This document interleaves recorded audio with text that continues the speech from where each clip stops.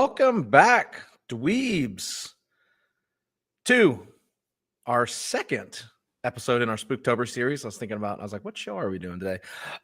We are reviewing 28 Weeks Later Days. First time I've ever watched it. Kev, how are you doing, buddy? What's up, Kang? What up, Kang? Yeah, I am good, brother. This one will be fun to talk about. Luckily, I did not accidentally watch 28 Months After, which is what Amazon tried to get me to watch when I was looking for They this. recommended it. I saw it. No, 28 months later, right? That's the one. Are we doing a who's on first? Yeah, we both saw it. Neither of us watched it. I did read the description. It is something. It was something, that's for sure. I have watched about 10 minutes of it. I will probably watch all of it, but Kev's here for it. That's not today, though. That ain't today. Kev said it's incredible if you guys really want to watch it. Yeah, highly recommend. We've got 28 Weeks Later on deck. As I've previously said, I have never watched it. Not a foreign film, right, Kev? I believe. I mean, so this is English. So Danny Boyle, mainly I think it might have been an all English or all European cast for the first one. The second one, in classic sequel style, they waited too long to release it and then beefed up the budget and threw a bunch of Americans in there. So the second one, I don't know if it would be technically a foreign film, but yeah, the first one was more of an independent film. This one had a lot more backing and a lot more familiar faces, although at the time they probably weren't. Yeah, they weren't super famous back then. Hilarious to see Idris Elba playing an American officer in this one. Yes. Here you have a movie that takes place in Britain, and you got a British guy and you're like, yeah, we'll cast him as the leader of the Americans. I wasn't sure if Sleek was asking if the 28 Months Later was a foreign film or not. Who knows, dude? That movie was made on Mars, I think. Lock, Stock, and Two Smoking Zombies. All right, dude. All right, we're cooking. Yeah. I do love some Guy Ritchie films, though. They are. Yeah. As I said, this is the first time I ever watched it. Kev's seen it before, so we have not talked previously about this. So I'm very interested to get Kev's take on it. But yeah, the cast is like Jeremy Renner before he was Jeremy Renner. This is pre-Hawkeye. Harold Perrineau. He was in Lost. That's where I know him from. Rose Byrne's been in a ton of shit. Robert Carlyle. And then you mentioned Idris Elba too. So. And what was the wife's name? The wife was in Braveheart. I just can't think of her name now, but the mom. Oh shit, really? Yeah, she was. She's fucking scary. She has experienced both sides of the love interest spectrum because Don here is very not William Wallace. All right, he's like the opposite of William Wallace. Yeah. Yeah. Poor old Don here. Oh boy. Which is funny. Robert Carlyle, Don, he was actually, so he's worked with Danny Boyle before. In fact, one of the main reasons he took this gig was because he mistakenly thought Danny Boyle would be directing it. Oh, of course, whoops. At the time. This is the other part. Well, let me finish my thought on Carlyle first. Carlyle was initially attempted to be cast by Danny Boyle as the general in the first movie. So, Robert Carlyle, they wanted him to be the main villain, spoiler alert, from the first one. And he didn't resonate with that character. Fast forward 5 years to a time when zombie movies are all the rage. And so they're thinking, we have to do a sequel to 28 Days Later. Never mind the fact that the visionary behind it, Danny Boyle, and the lead, Cillian Murphy, were both already making Sunshine, which net positive there. For those of you who have not seen Yeah. Sunshine, if you have Amazon Prime, I'm pretty sure it's on there right now. I'll probably be watching it after that, after this. And so they're like, no, but we have to do it. We have to go forward. So Robert Carlyle accepted the role thinking Danny Boyle would direct, but then ended up having a conversation with the director that won him over. And I do think, even though he's not the most famous name that you'll see, I do think he does such a great job. Like, that's a hard role to play. Don is such a complicated character, to put it. Yes. But I really thought he did a great job with that. You also have the kids are mildly the one kid is mildly famous. It's Imogen. Is it Imogen? I don't know how you say that. Dude, the kids, Imogen Poots. Yeah, Imogen See, Poots. the thing about actors is, like, you get to pick your stage name. And so unless Poots is a real surname, I'm like, ma'am, of Yeah. all the names, what's her co-star's name? It's like Macintosh McMuggle or something. It's Macintosh Muggleton. Muggleton, yeah. I'm like, all right. You were trying to get in the Harry Potter movies and you ended up in the wrong one. He's like, there's no way they won't cast me with a name like Muggleton. So, okay, James, I think before maybe we get into the spoilers, because really, with the way this movie opens up, as soon as we start talking about it, we'll get into the spoilers. So should we cover our let's go. We like it base first, and spoiler then free review? Yeah, spoiler free for the moment. Review. Go ahead. You go ahead, and I will not let it affect how I feel. Ooh, okay. I will start things off. I'm very conflicted about this movie because I will say this. I think the first one is a lot better, but I think there's a lot that this movie does really well, and for me, it makes up for the things that I don't like about it. So generally speaking, there were only really a few scenes, and they're the ones you would think of. As we start to talk about, I'll call them out, but those of you who have seen this movie, it's the exact 3 scenes that you're thinking of right now are the ones that I could remember. So a lot of this was almost like watching it for the first time. And this is a movie that I honestly just wish there were the pacing was a little better. I think it felt like there are a lot of good characters, didn't get nearly enough screen time or development.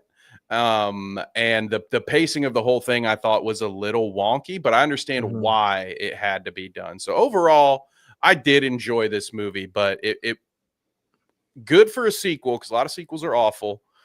But for me, it just didn't quite capture the same magic as that first one, even though they did try to employ similar techniques in the editing and stuff like that. But what were your thoughts, James? Yeah, I would very similar. Good, not great.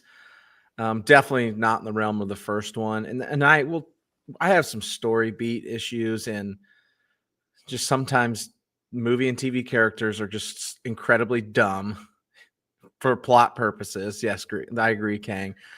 Yes. So there's a couple that really drive me insane.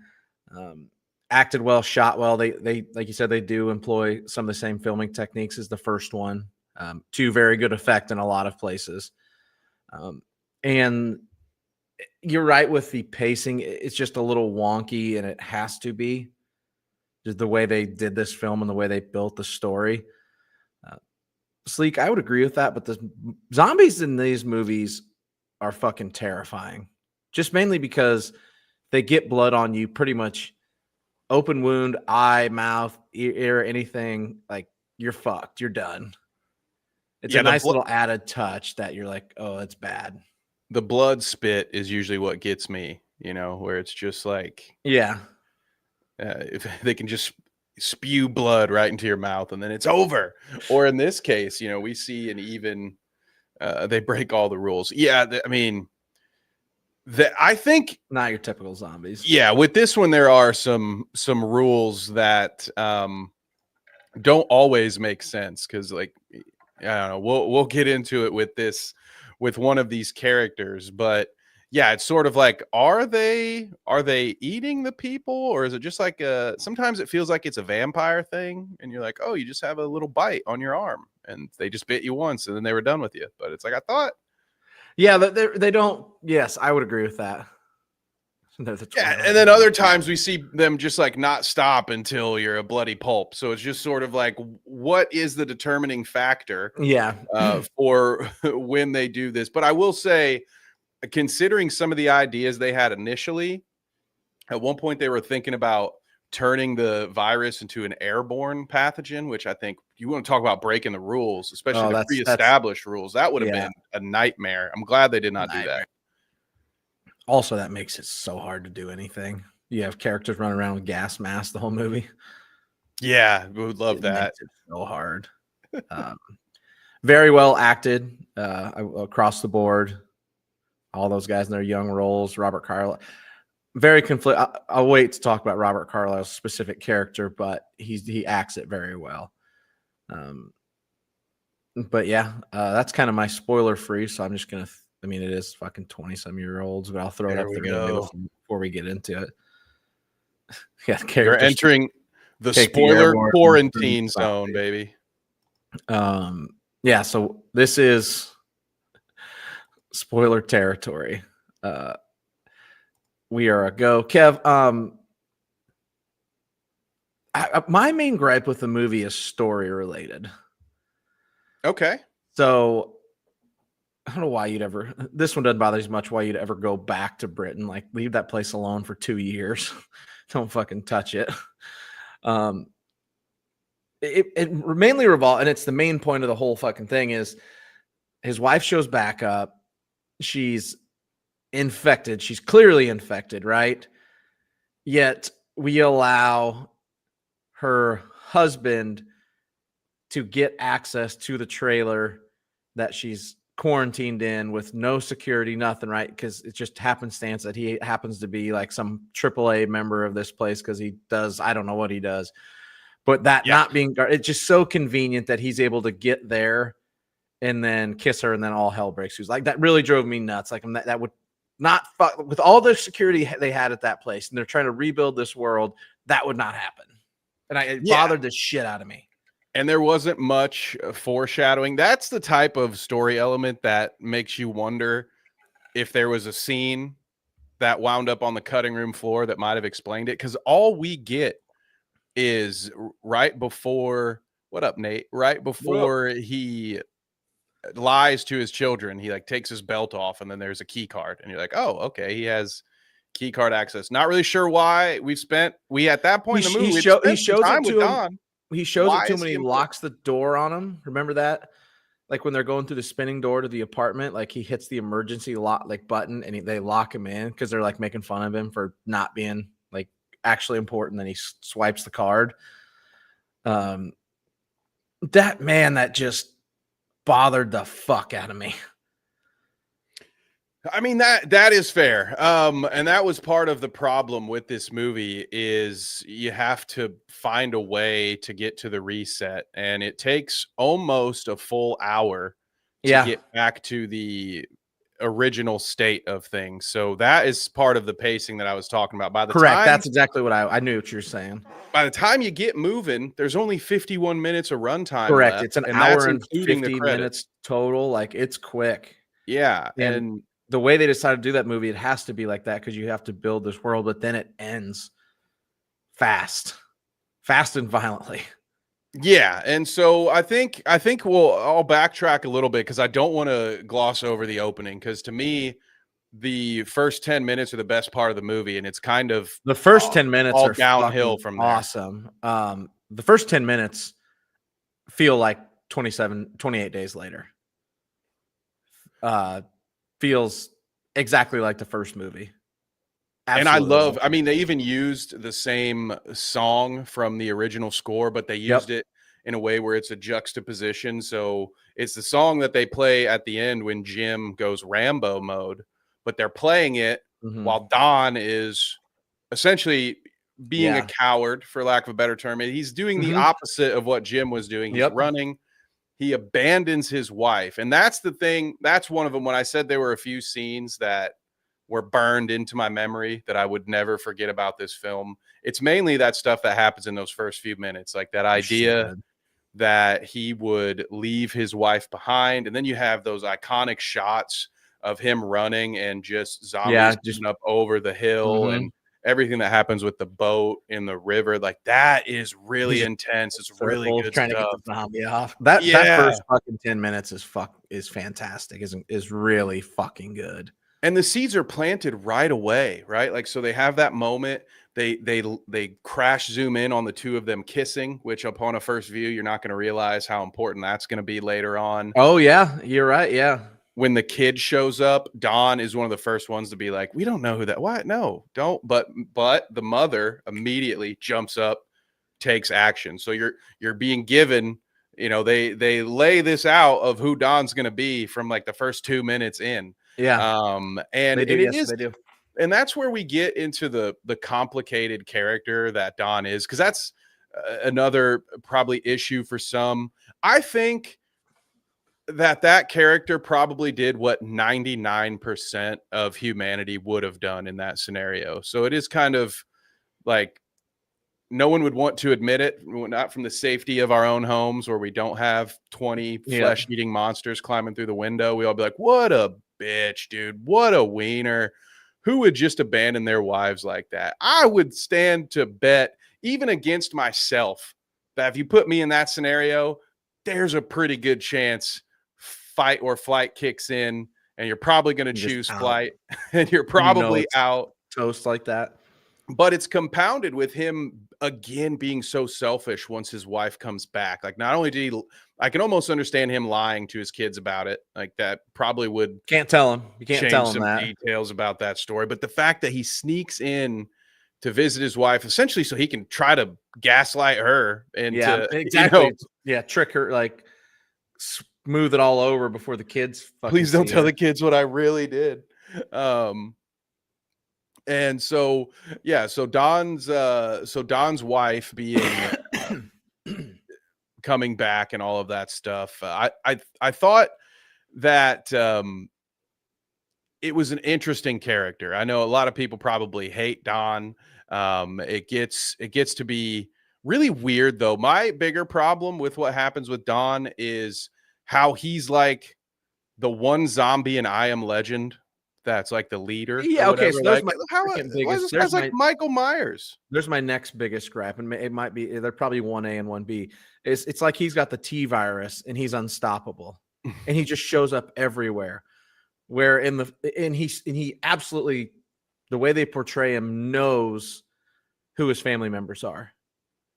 Like the way he kills his wife is fucking gruesome. Like he's the only zombie you ever see. He gouges her eyes out. Like that's not normal for anything anybody else has done.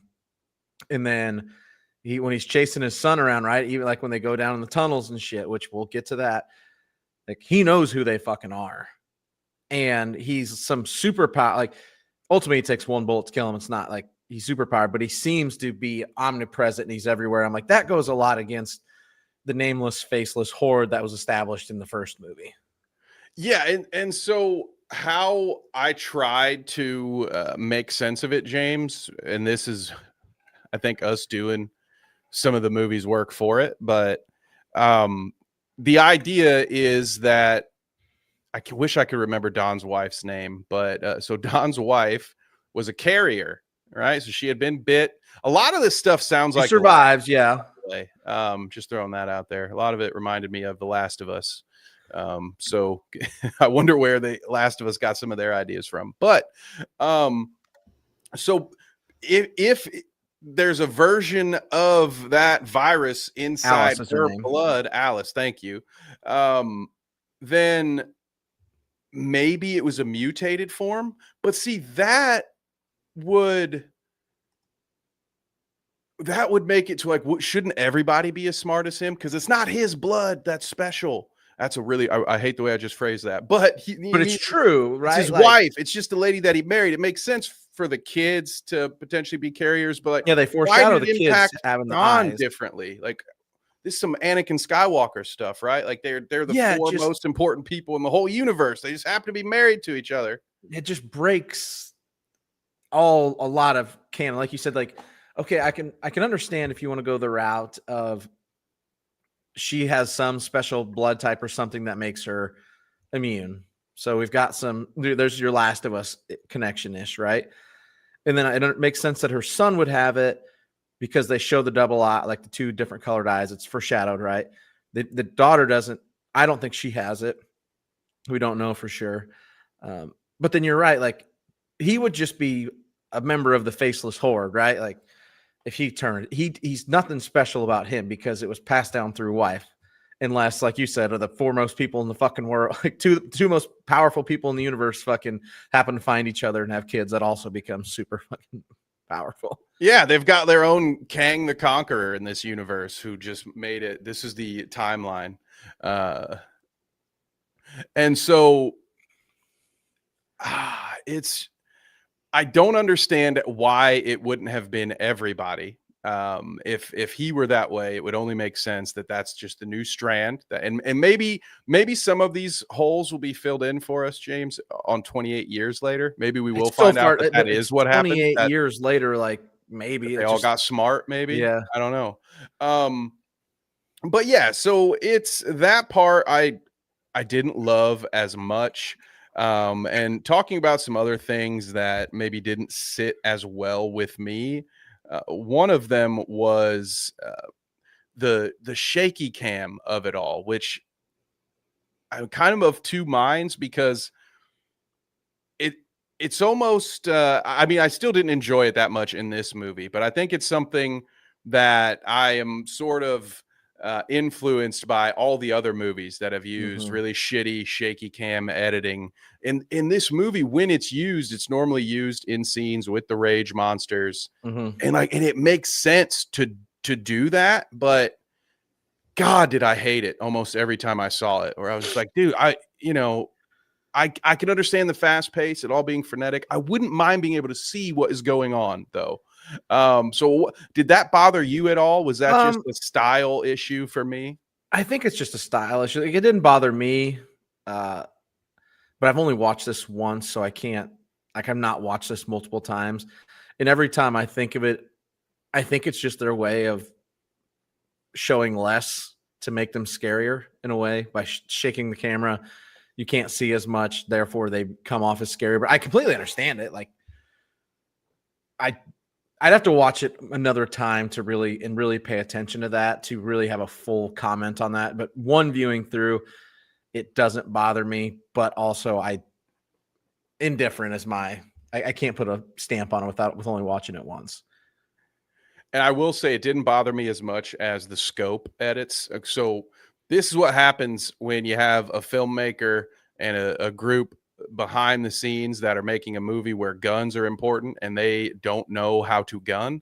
There are several moments that just make absolutely no sense. If you've even played like Call of Duty before, like, that ain't how a gun works, dude. So there's one where Doyle is fighting off people on the ground, zombies, whatever. And they're as far away from him as that door is from me. And in the movie, they cut to the scope. Like, that is not how that works, dude. If he had pulled up his sniper scope, he'd be dead. He'd be staring at a brick on a wall 300 yards away or whatever, and he would not be able to hit the broadside of that barn.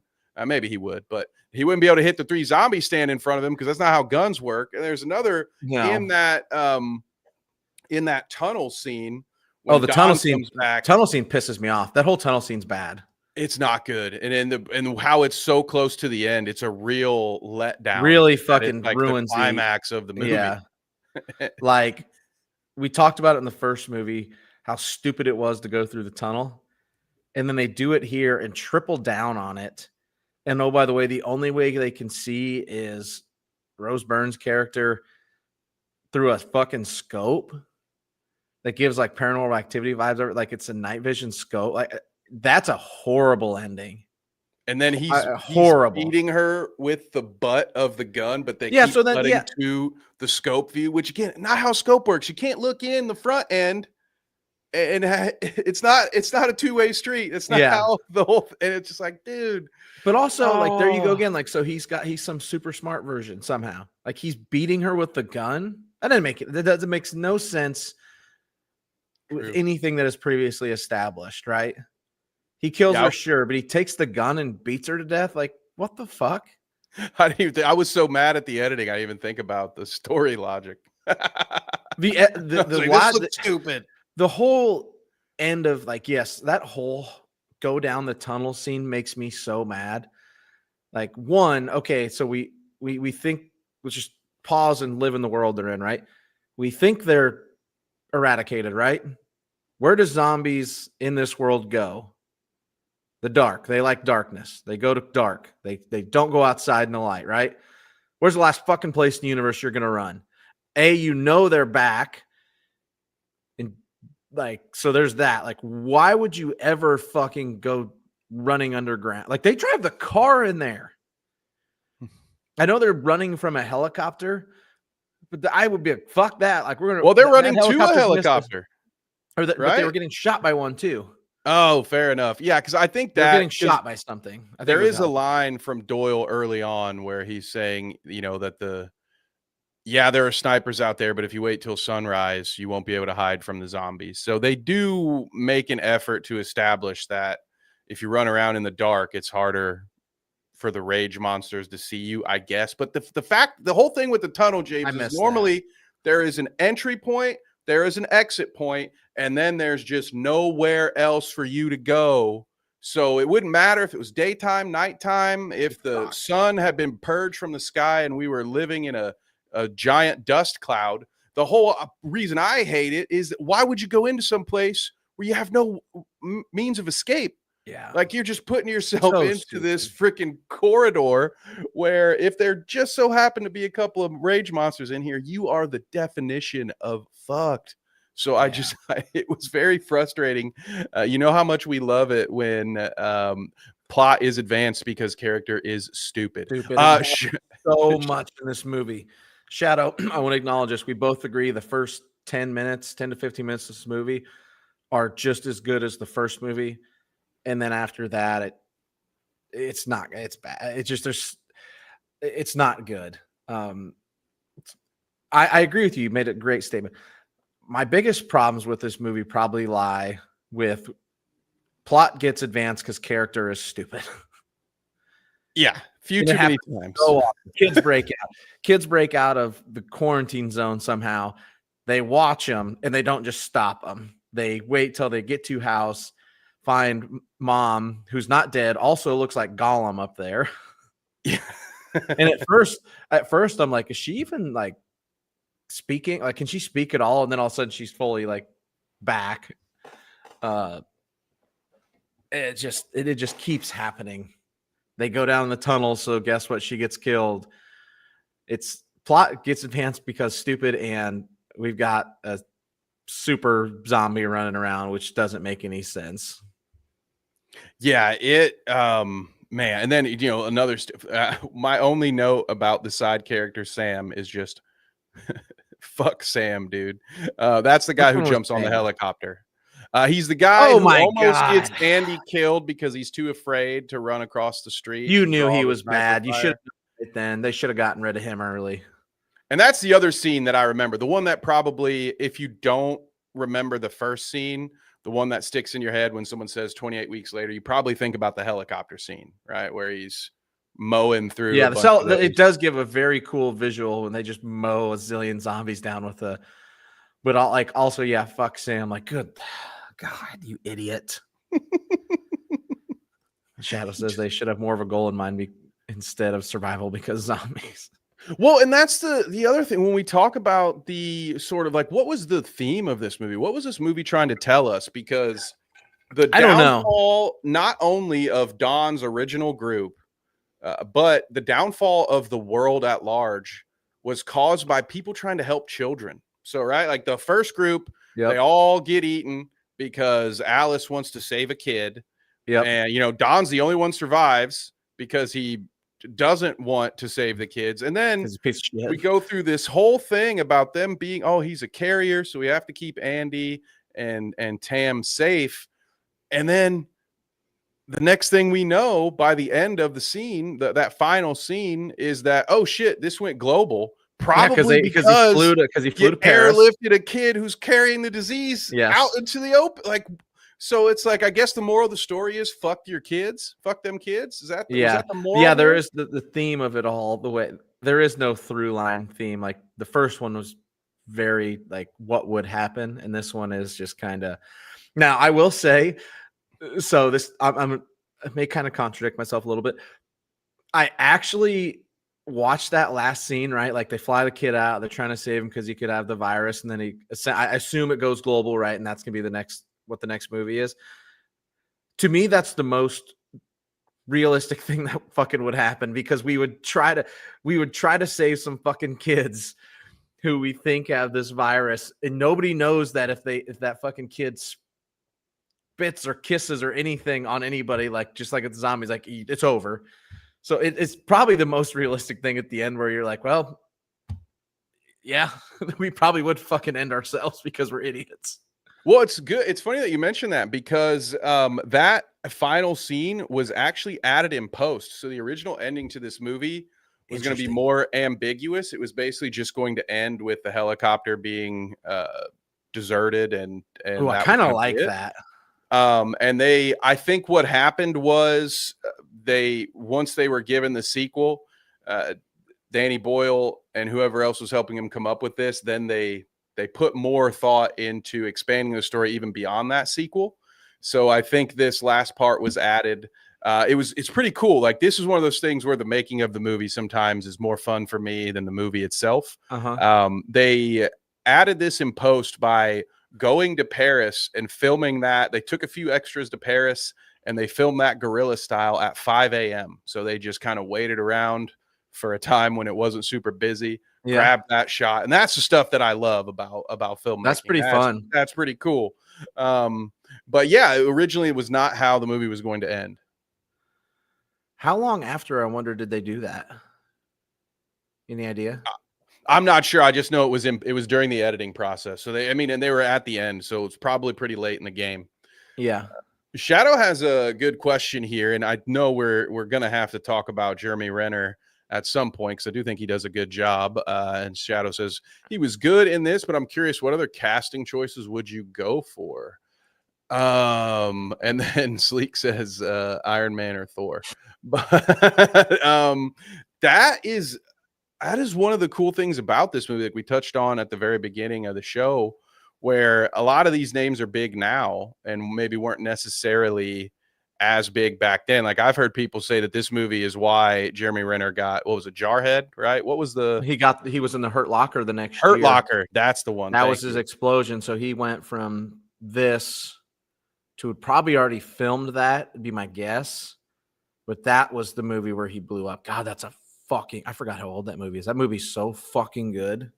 And this is we benefit from him not being a star already. I think correct. Look, watching it now is kind of not jarring, but like, I know who that dude is. Like, Hurt Locker's phenomenal. He's also in The Town before he makes his debut in Thor's Hawkeye, which is another great movie.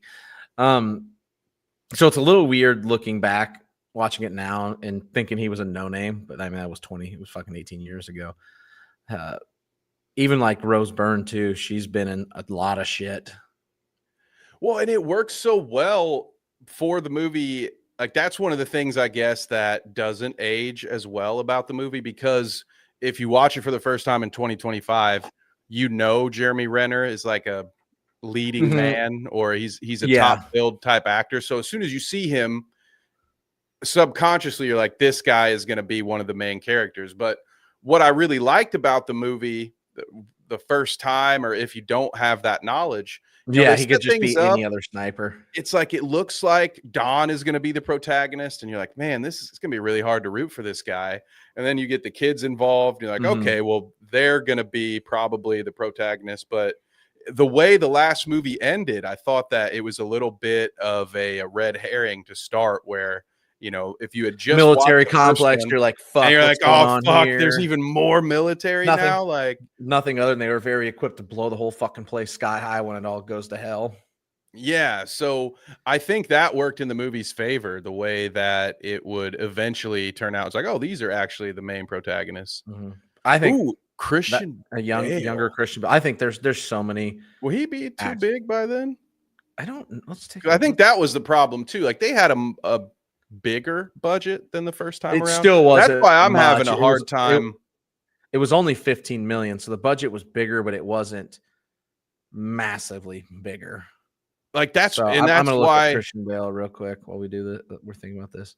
I'm having a hard time trying to recast it, because it's like, well, who would have been available in that price range? I'm looking at know, when Christian Bale. Really, Batman Begins is when his. Who is that dude that was Tyrese's best bud in the Michael Bay Transformer movies? Maybe that guy. He's got a Jeremy Renner haircut. Let's see, If you've got like an infinite money glitch, you know, I would have loved to have seen. And then it's not for the Jeremy Renner role, but like imagine instead of Idris Elba, you've got like a Ron Perlman or somebody as the general. I think they could have booked some more villainous actors there. But after watching season 5 of The Office, every time I see Idris Elba, I'm like, this guy's probably a dickhead. So it worked for me. Bale did Batman Begins in 2005, so he would probably have been out. Mark Wahlberg, okay. Young Mark Wahlberg. Paul Walker would have been a good one too. Marky Mark would have been absolutely right. He was running the Fast and Furious franchise. He would have been expensive at that point.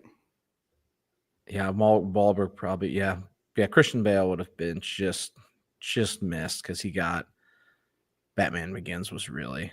He'd been in American Psycho already, but Batman Begins was kind of the blow up for him. Yeah, fair.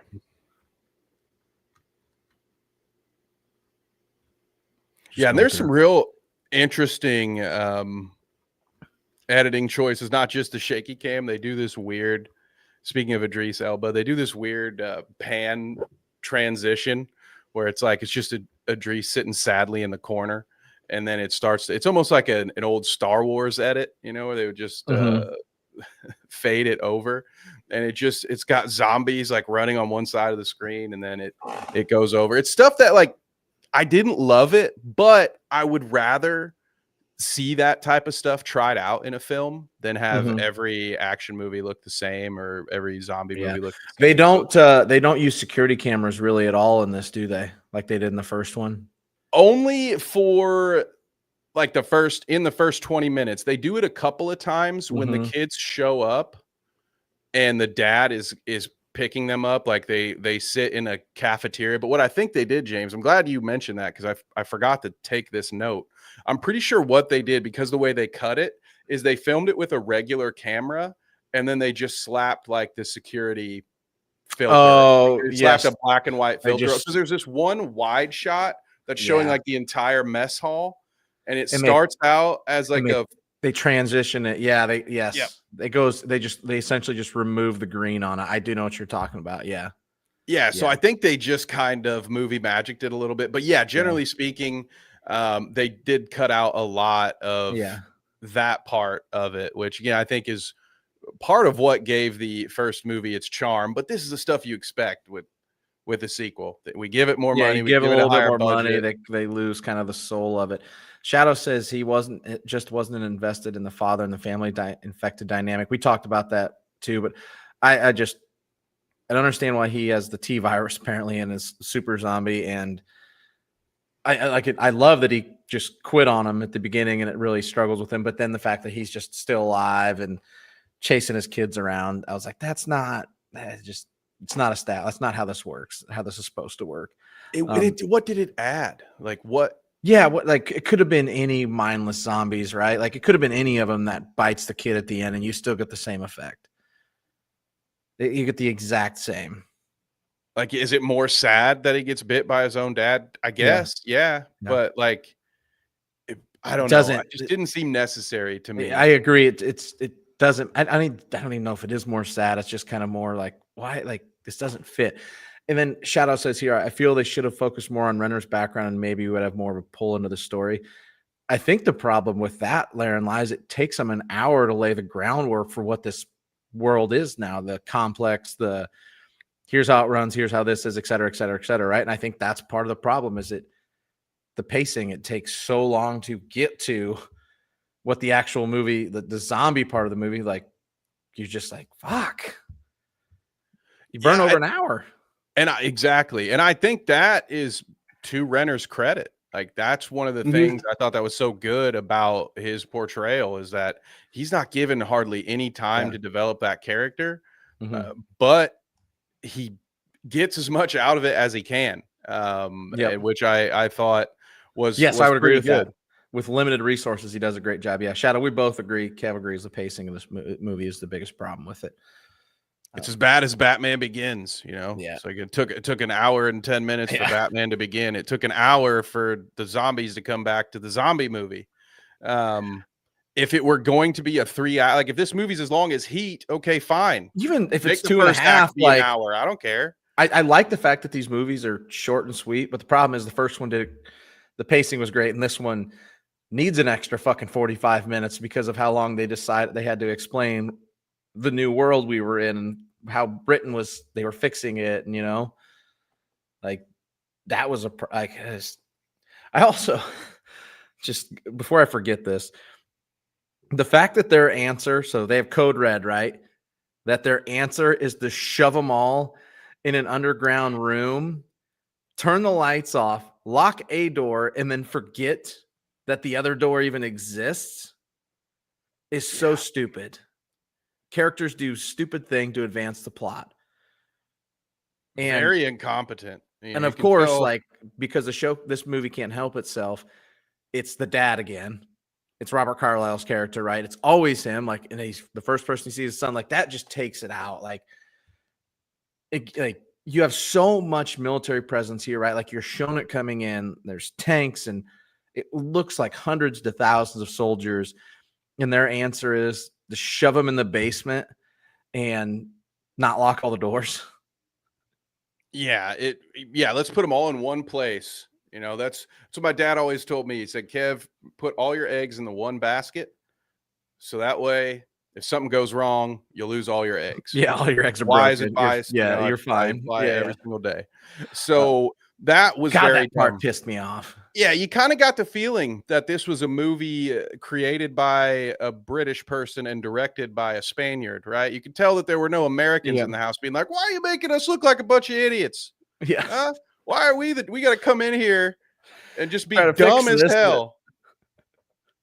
That's crazy. And there are some of those plot conveniences, like the way Andy just so happens to wind up in the same quarantine spot as his sister and the doctor, which the way they set it up, it's almost like, oh wow, okay, these guys are gonna have to do something to reconnect. But no, she's just sitting there crying, and he just finds her. Tim, huh? Like, what was the point? Not in the same quarantine spot. They literally find each other in the locked up fucking hallway or the locked up rooms. Yeah, that was. I thought there was going to be something there because the way they were walking around and shooting that, and there's like people on the ground crying. Like, one of these fuckers is going to be a zombie. Nope, they find him crying over and sitting over in the corner. It's like they cut 15 full minutes out of the movie. Like, I swear at one point, whether it's just in the script or what, at some point they had to have had something for that, and they're just like, well, we don't have time, so we'll just, oh, hey, what's up? Hey, sis. Yeah. Funny seeing you here. Two shadow comments here. Yeah, Kev, I understand why they focused on depressing the audience so much. It gets dark, and then it stays dark, and then it's even darker at the end. It is really depressing. I can understand it. It's a zombie movie. It's not like, yes, it's just, even in the first movie, there were moments where they got to live their life, and it was like there was some hope, like when they're out in the pasture at that place and they're having a meal out there, when they go to the grocery store and they all are fucking finding shit they haven't had. There's moments. There is nothing in this. Yeah, they don't even give you the possibility of a happy ending. They're like, "Oh, cool. Yeah. Flynn's a good guy. He saved the kids. He's got a kid at home, so we get it." And Yep. you know, they did set that up well, right? Because it was Doyle who saw that the kids had gotten out, and so Flynn went and found them. So Yep. of course he probably recognizes these kids because they had just saved them like a day or two before from Yep. escaping the quarantine. So like it's like, oh, okay, cool. And a beat later, it's like, oh, by the way, the zombies are in France now. Good night. Yeah, it's Finn. even like the damn, like, dude, damn. even the carousel scene, right? When they get out and escape, it's so short-lived, and all they talk about is those are the two kids we have to save. Do we have to save these two kids? Then all of a sudden the zombies, like they're popping over the hill, and then the guy jumps on the helicopter and all. It's just fucking hell. Let's go back up to this one. Shadow says, on a lighter note, the cinematography is a sight. They had realism and amazing color. It looks great. Like they do a hell of a job. It feels like the first movie. Looks like it, feels like it. Just the story is something. And the sound, while we are giving it flowers, Yep. the soundtrack is incredible. Yep. I love the way they Yep. reused not just the main theme, but they reuse, I believe I wish I could remember the Dawn specific scene, but they use the same music that they used when Frank turned. They reused that as well. Oh, nice. And another sort of like juxtaposition. So I thought that was really cool how they implemented it, but used it at different times, you know. So it wasn't exactly parallel. It was sort of like, oh, this is the antithesis of what happened last time. Yeah. And now you have the music playing. I thought that stuff was really good. The cinematography, yes, with the exception for me of the shaky cam quick edits, which again, I feel like if there weren't just 100 movies that had done that during that 5 years, that was the thing. Probably wouldn't bother me as much, but yeah. So because at least it fits. Like in this movie, it makes sense. There's a reason to do it besides this is a bloated budget, like this is the Expendables or this is an Avengers movie, and you've got 1,000 CGI faceless monsters, so we're going to cut everything quick and characters jump from one side of the room to the other. This, at least, there was a reason for them doing it, so I can let it go, right? Like I'm not like, oh, you shouldn't watch this movie because of that. But I did find moments where I was just like, this one's not for me. This scene's not for me. Yeah, I wish they should have watched that first 10 minutes and be like, we got to redo this whole movie. We like this 10 minutes is fucking fantastic. The rest needs rebuilt. Let's just release this. Yeah, like, you know, we're done. Cinematography of that fucking the angles and the shots and him running from the zombie, like you mentioned, the boat scene. That fucking first 10 minutes is excellent. Excellent. Yeah, it's one of the best openings out there, I think. It just gets lost in the rest of the execution, you know? Like it's a movie that has its moments, but ultimately I was like, man, there's a lot of potential here. I can give you that. Also, let's talk about this. How that little fucking kid, yes, it would. 2-part series would help the pacing. How the fuck that little kid know they were in that house? Oh yeah, he was just knocking on every door, dude. Just running around. You think he was just banging on doors? Well, that's what he says. He said there's some throwaway line about him. I tried other houses, no one would answer something. Okay, I fully expected, obviously, because I'd never seen this before, like him to knock on the door and it not even be zombies come, just be like fucking Ravagers or fucking people from Mad Max showing up. Like it was going to be some raiders using Raiders. Yeah, that's what I was. Yeah. I mean, that would have been cool too. Maybe we'll get that in 28 years. That's what I expected. Yeah. To me, I didn't trust that little fucking kid. Fuck that kid. Maybe he was a plant. But they had lost their kids, so it kind of made sense. He was also a carrier. Maybe that's what we'll get in the third one, because I think that would be full circle. Again, I haven't seen 28 years. Yep, keep it spoiler free for us in the chat if you don't mind. But the whole thing, whenever I've tried to sell someone on 28 Days Later who hasn't seen it, one of the things I usually hit on is like, yeah, it's a movie.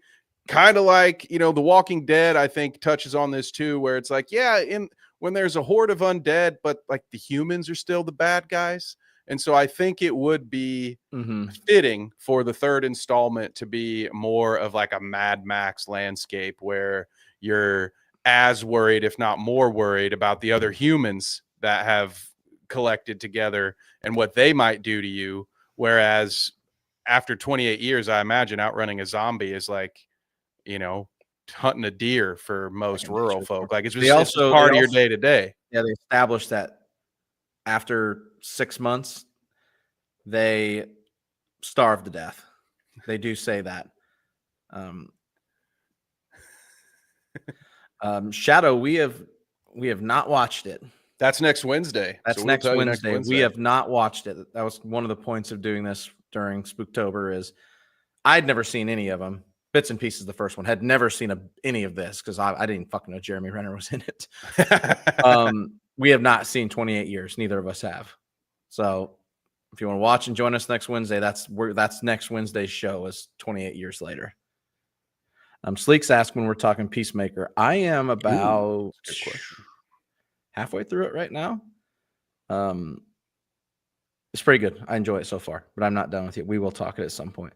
Of course, I missed the window, and now HBO Max is going to cost more. So I just keep doing that. I got to just start bending to luckily the will of consumerism because it just keeps costing me. Yeah, I need it for something coming out here. I can't remember, but the cheap one is like went up $1. The one with the ads, and they usually just show you 3 ads at the start. Let's go. Well, we'll be there, and maybe I guess they do it a couple times in it, but it's not very long, so it's not annoying. Yeah, Shadow, come join us.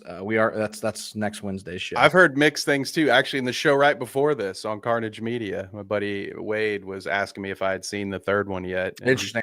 I've pretty much avoided all. Mainly, I was not interested until we started doing this. So I just know, is it Ralph Fiennes? Is that who's in it? Is it Voldemort? Oh, the Red Dragon. Yeah. So he said that. So my buddy told me it gets weird, and that I quote or a paraphrase here. He doesn't think that I will like it. So to which I told him, "Great, that will make the podcast episode that much better." I was like, "It's probably more fun when I don't like it than it is when I do." Yes. So that is next week's show. The only thing I've seen on it is I haven't watched Creature Commandos either. Superman. That has been that. Yes, those will be the first things I watch on HBO Max. Maybe isn't Sinners on Max too? I might Sinners comes out. Sinners is on Max, and Kev, you know what comes out on Max Friday? What's the other show? You guys did a live on it. I think you and Danny did. With the little kids, the movie posters, little kids running down the street. Weapons is coming out on HBO Friday. Yes, so I can catch them both now. That'll be fun. I look forward to talking with you about that. Yeah, I'm gonna watch both of them. So Weapons comes out this Friday. I saw it was one of the ads that popped up. So I'm pretty excited about that. Let's go, dude. Let's do it. I need to watch Sinners too. The only thing I know about 28 Years Later is there was all the hubbub about in one of the trailers they showed a zombie that everybody swore was Cillian Murphy's character. Oh yeah, and they're like, it's not, but that was everybody said it was. I'd have walked out of the theater. Shadow says, I've heard Sinners is fantastic, and it's just slipped through the cracks of things I've needed to watch. And Kev liked Weapons. I've heard good things about Weapons too, so I want to watch them both. I can't wait to watch it now that I don't have to fight the hype monster. Because I think one of my big takeaways was I enjoyed it, but I felt a little let down because of how much it was hyped. And I look forward to now, because I'm also that guy where sometimes it takes a while for a project to win me over. I have to sit and think about it. And Weapons is the kind of movie that there's a lot going on, a lot for you to think about. And so it's funny, the first review I did, right out of the theater when I reviewed it with Noah, was a lot more negative than the one I did, I think, 3 days later with Danny. Because I was like, okay, well, now that I've sat and thought about this, there's something I missed. That's a cool detail. So I really look forward to being able to watch that one and being able to pause and rewind and check stuff out. But I've heard Sinners and Weapons that they were, you know, 2 of the better movies of the year. So I'm really looking forward to watching watching Sinners too. I need to watch Weapons and talk shop with you, and then we both need to watch Sinners.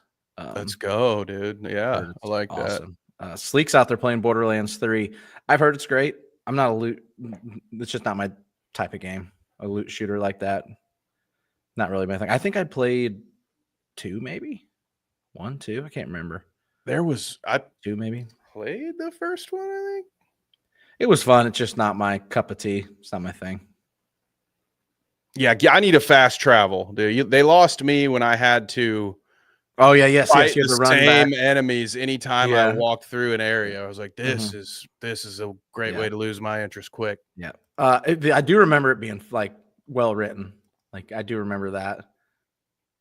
I'm good. A good thing it's not like the movie. The movie is fucking trash. 3 has fast travel. Well, there you go. 2. I don't know. I'd have to look.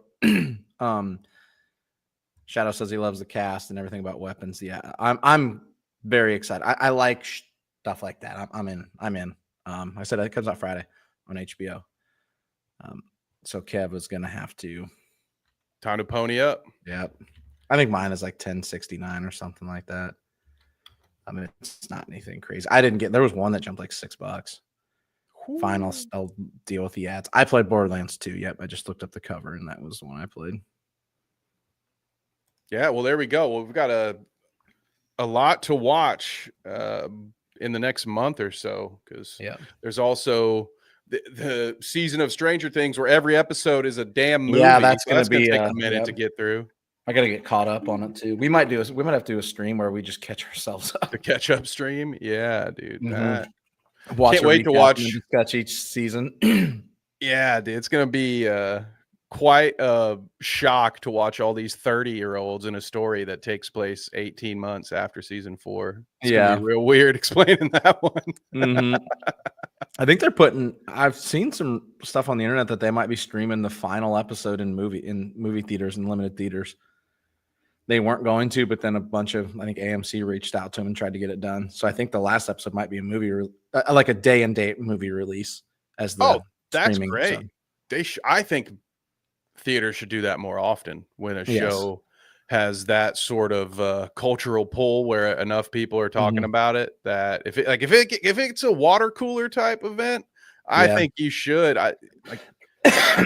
There's not always a ton of movies that people want to go see. So in order for us to not lose theaters, I would love to see them do more stuff like that. Hell, I think theaters should be in the pay-per-view business too, though. Like I think theaters should be selling. Yeah, they should really get into all of it. UFC 330 or whatever. And just they should try to give people a reason to want to come back and sit and watch things in a group. So I'd be all for that. I will probably watch it at home, but we'll see. Maybe, but give you a reason. Few last comments here. This is a good one. So far, my opinion of Borderlands is if someone said what if Fallout was more fun, like less mutants and lizards and more trash talking robots. Fair enough. Sleek, if you go watch the Borderlands movie, please report back to us on how bad it is. How dare you besmirch Fallout? And Shadow, I'm going to take this. Appreciate you. We're probably going to start sneaking some more of these in. We're definitely doing 28 days later next week. And while there's no live Star Wars content, we're kind of taking a break from it. So Sinners will be one. And maybe me and Kev will do the trifecta of Weapons Part 3. Weapons. Dude. I about said winners, and I'm like, that's fucking Sinners and Winners, baby. Sinners and Winners. Another movie I want to review that I've heard really mixed reviews about is Him, the movie that Jordan Peele.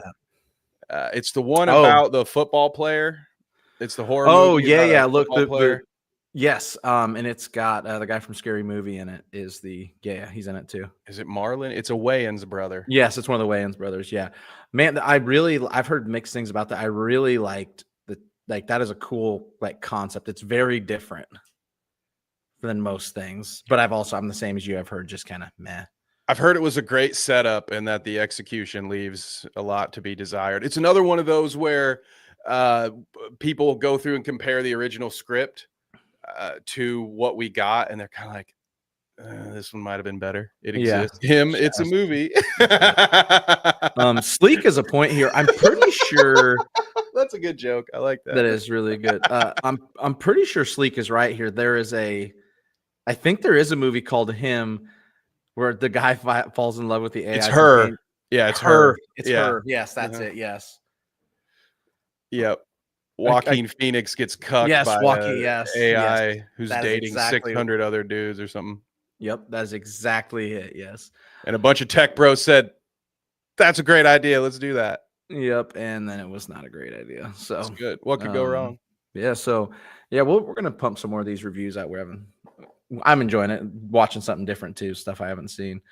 I'm kind of we'll get to that one for sure. They don't all have to be good.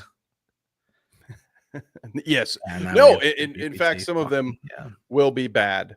But I guess I had a few last little thoughts about this bad boy. I forgot how Doyle went out. That made me very sad, which again was a testament to Renner. We didn't get a lot of character development, but I did feel his death was one of the most impactful. Yeah, I wish they'd have done his a little bit different. Like he goes out saving them, which is great, but just the gas and then he gets burned by his own. The gas was so dumb. Let's get in the car and close the air vents and cover our face with a shirt. That'll keep this toxic gas from killing us. Yeah, the gas should have not been in there, especially like it had not been used the whole movie. You don't know anything about it, and they turn a corner, and they're just like, in theory, it's like if they don't have that car scene and like they just run from it, and all of a sudden they're just zigzagging streets and they have to avoid it, I'm okay with it. But the way that doesn't work. Like I can't do this and not die. Yeah. And it kills the zombies, and then he like 2 minutes later he's out with just like a cloth over his mouth pushing the car, and it's good. It's just what? Yeah, it's just like and then he gets fried, he gets burned to death. Yeah, it's bad.